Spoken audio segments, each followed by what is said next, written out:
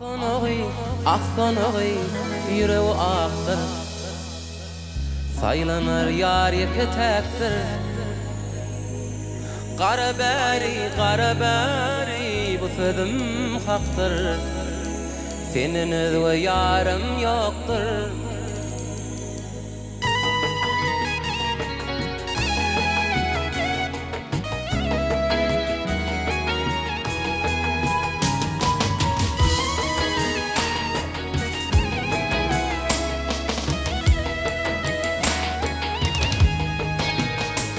Asmanıma yalkım saçan,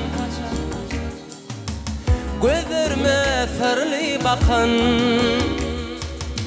bu hasrete koyma sen beni,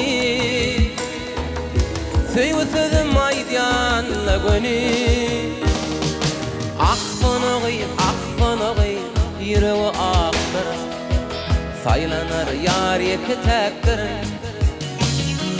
Kara beri bu sözüm haktır, senin özü yarım yoktur.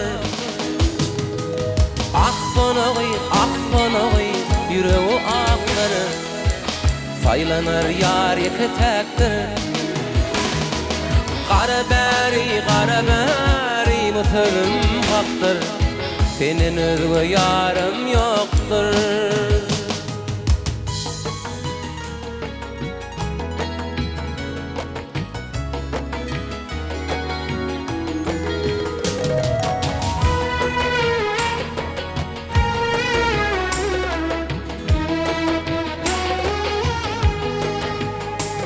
Kara kaşlarına kurban olsam, yüreğime derman olsam,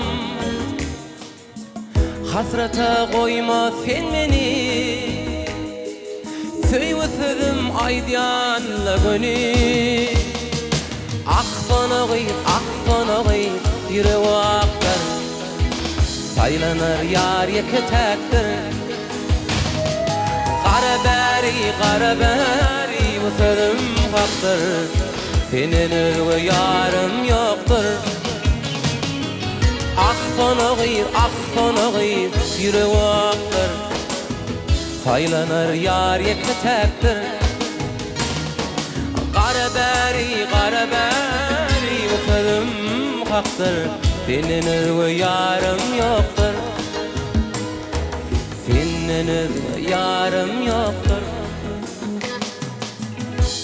senin özü yarım yoktur.